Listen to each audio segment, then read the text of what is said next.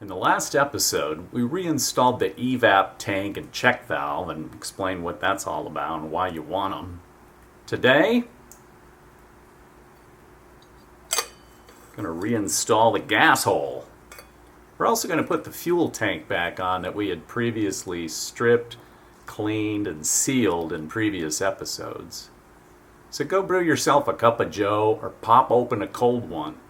Let's talk shop.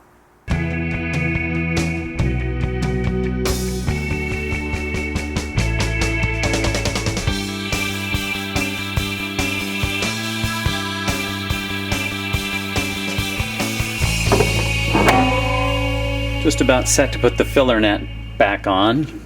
Got a brand new gasket, a Mazda 0866 42 366B. Much gratitude to Simon Holtram out of New Zealand, who went to many efforts to get me some odd bits for the RX3. He's the one that came up with the gasket for me. And a special thanks to Clint Epps for hooking me up with Simon. Ready to go back on with the fuel inlet. First thing I do is peel the backing off this gasket. It's got some sticky on it. Help keep it adhered to the filler. Gasket comes with many holes, so it fits many models of Mazda. Just want to line it up with holes here. Large pipe up, 12 o'clock. And just so you know, this gasket is several millimeters foam. Once the bolts are tight, that's going to make a nice seal. Flange bolt, no washer, 8mm head. Now, what's a reasonable torque for this? There's no indication in the book. Small little 6mm bolts. I'm just going to give it a little snugness. Remember, I've got a foam gasket in there that's going to create the seal. There we go. An interesting notable difference between my 74 and the 76, there's a bare inside door and a fuel cap with a chain so that when you pull it off, it merely hangs while you refuel your vehicle. And in the process, you get lots of scratches to your paint. By 1976, Mazda put a cap receptor on the inside of the door. The chain is gone. And now you just set your cap on the inside of the door and no more scratching the paint right below. And now for the latch.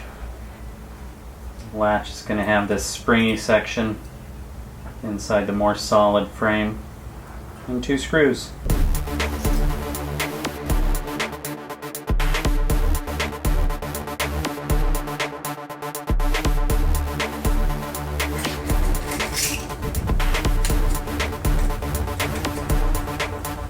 Key was hidden under the frame. Magnet job. Only key I had to the car.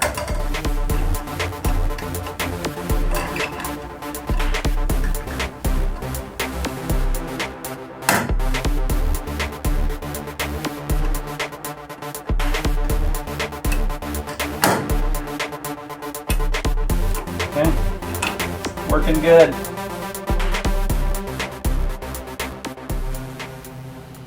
So leave it to me to beautifully restore a part that I could have bought brand new for $4. There's a gas cap.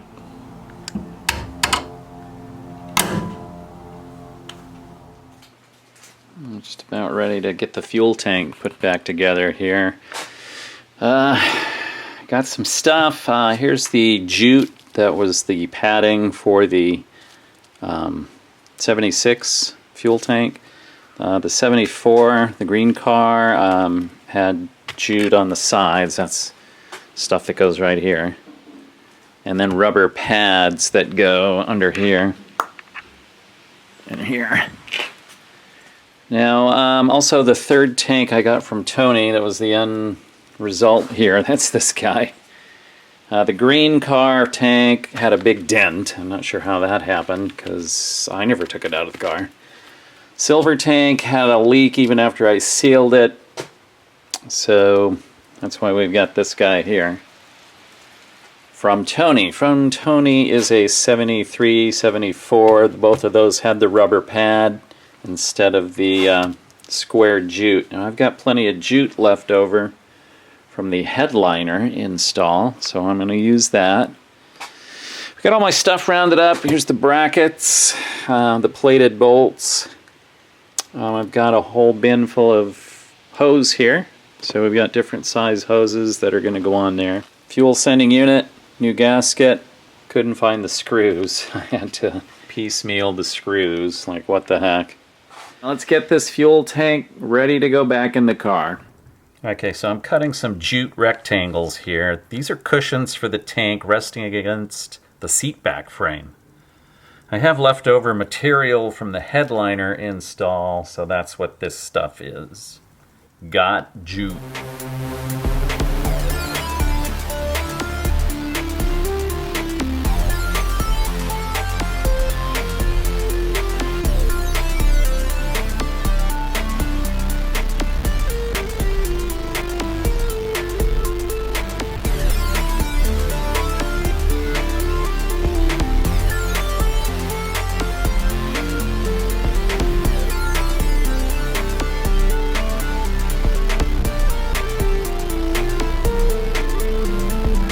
Flip it.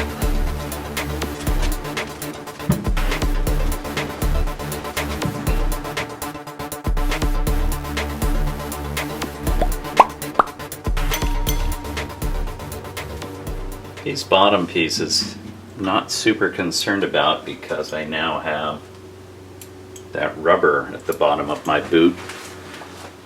It's essentially double padded. Well, how about a black drain plug? No. This one is more blingy. Bling.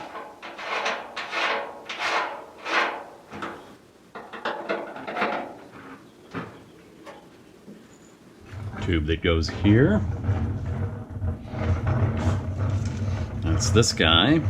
He wraps down around this guy. So let's cut a new one of those.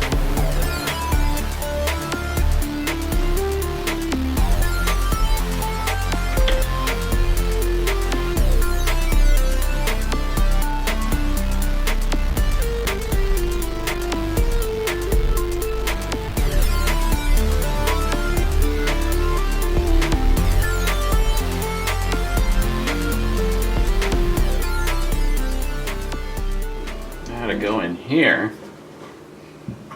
there's a rubber grommet for that. Let's see, here we go. That's what this guy does. It's been patiently waiting to go back into service.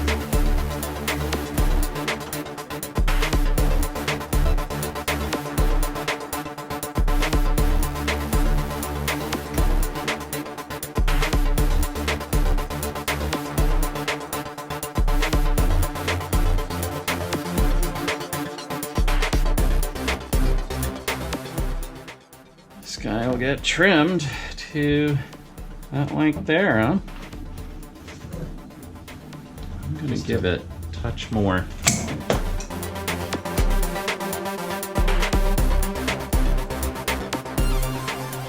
This guy went here.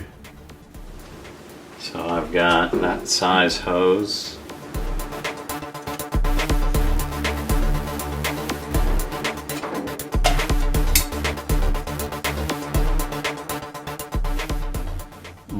Really on the verge of going to some stant hose clamps. I want to use the OEM clamps, but they're difficult. Really difficult. Yeah, so I can get it on this vapor tube. What's going to be difficult is getting it on the filler neck barb, or bib, whatever you call it thing. Getting it on that will be difficult. Okay, so I got both screws pointing out so that, you know, I can secure them from inside the trunk. All right, so what we're going to do is put this on the tight side first, which is inside the car. So I'm going to get that ready inside and we'll move on the bench here.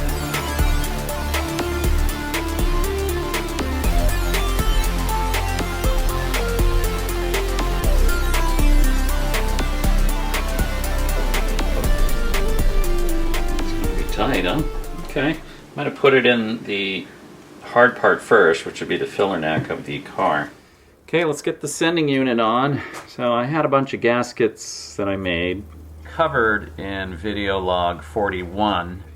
I do not feel compelled to use gasket sealer.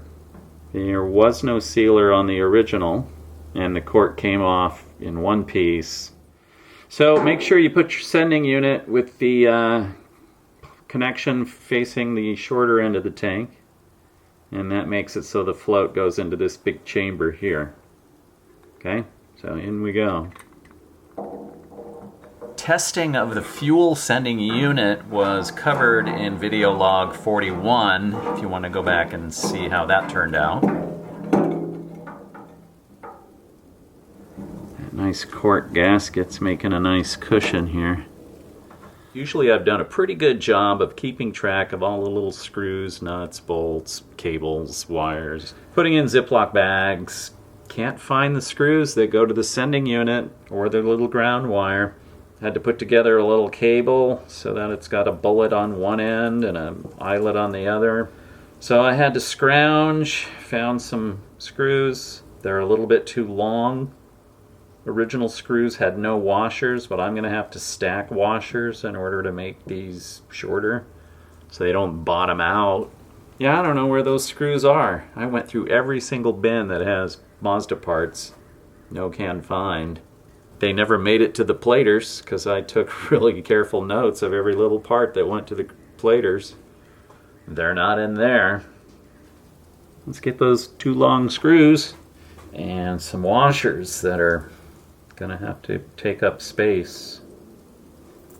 When I took this apart, these screws were just snug. They weren't tight. Not like cranking down to friggin' torque specs or anything. Don't forget your ground wire.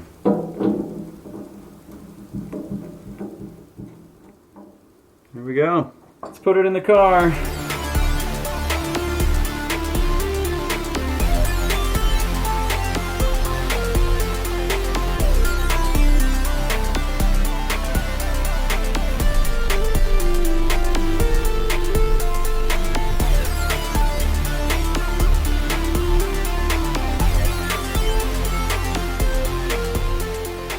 Want to show that these foam pads here that we glued onto the tank are going to protect against this here strut here. Remember those? So there's two of those. So that foam pad there is going to mate with that strut there, and those protect from any kind of rubbing on the tank. So instead of having metal to metal, you've got, you know, the jute to protect it, a little layer. Do a little bit of hose routing here. This is going to go right there. That's along with this one. So those two tubes go right there. So that's essentially this guy and this guy will both be retained by that flex clamp there.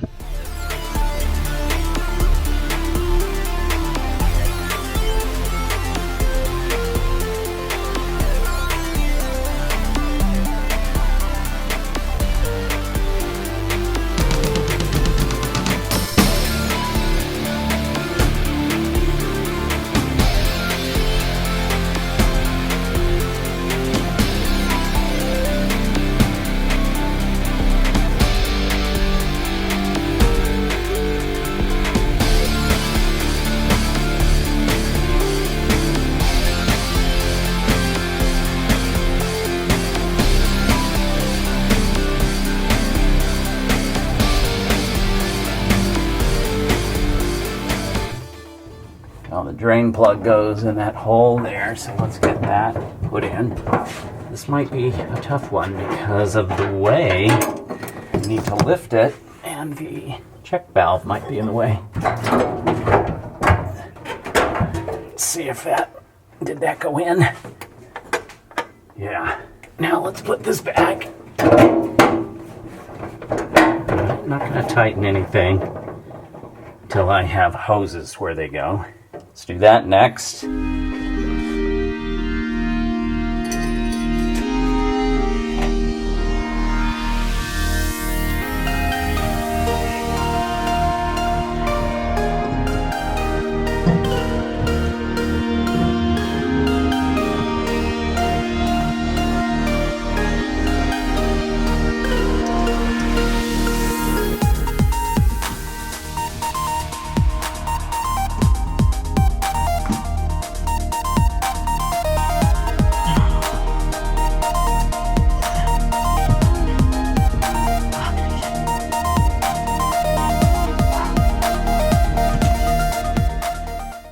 Tighten this because without it being tight, it moves so far back up the filler neck that once I get it placed on the gas tank side, you can't move it.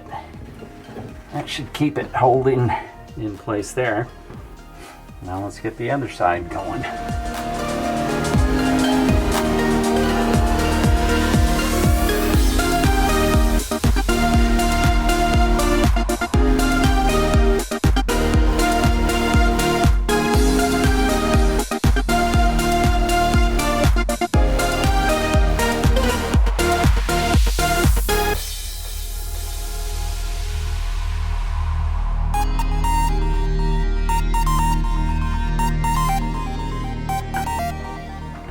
So it is pretty much key to secure this side as soon as it's on, because otherwise it's just going to keep floating up the filler neck, and then you can't get this side on. Well, you can get it lined up, but you can't slide it towards the tank. So that's key. I spent like half an hour dicking around with that. So trust me. These original equipment clamps are not the best, and they're more trouble than they're worth. I should just stick some stant clamps on here and be done with it, but I'm trying to keep things like they were back in the 70s.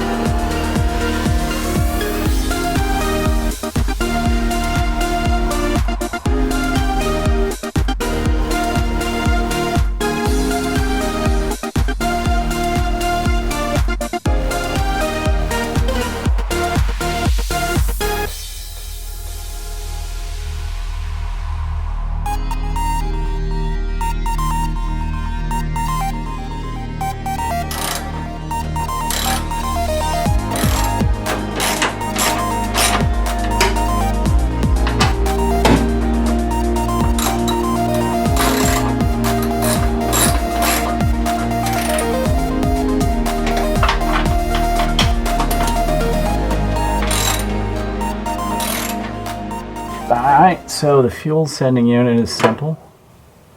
There's the spade connector.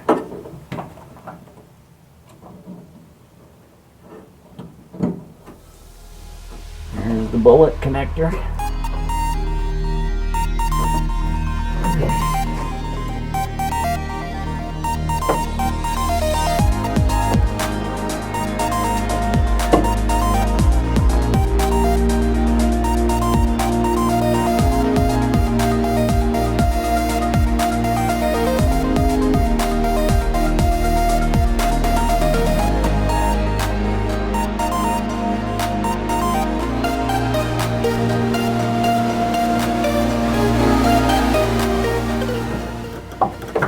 There are little, hose management clamps here. I like those.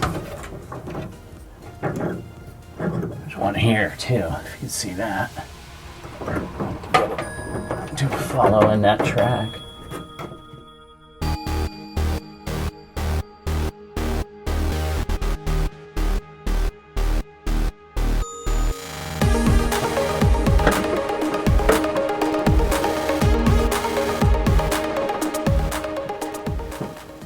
This line goes off to the fuel pump. And now let's go into the trunk and hook up the fuel filter.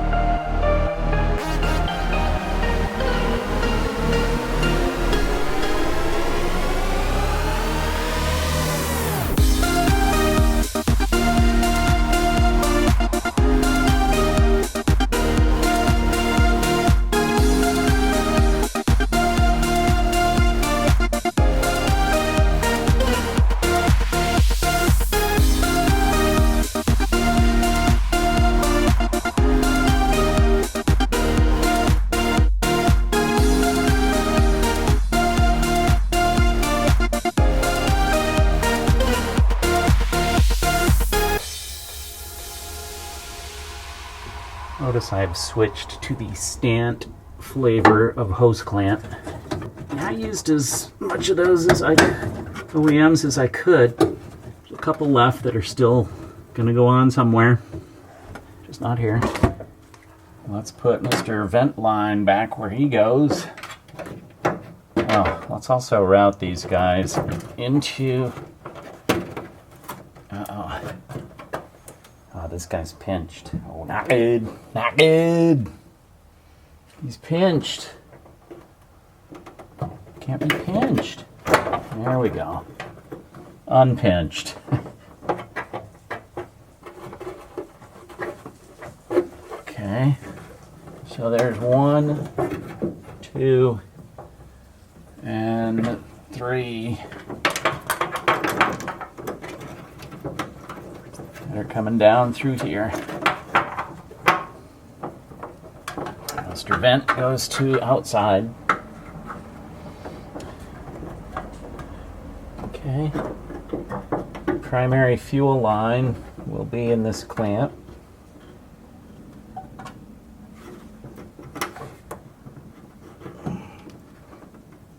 As will Mr. Vent.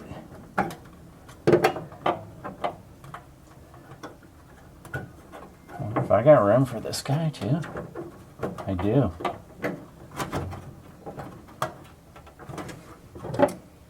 Okay.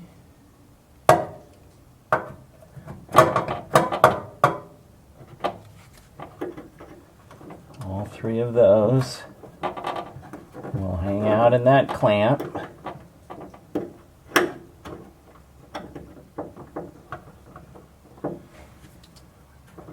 They also hang out in this clamp.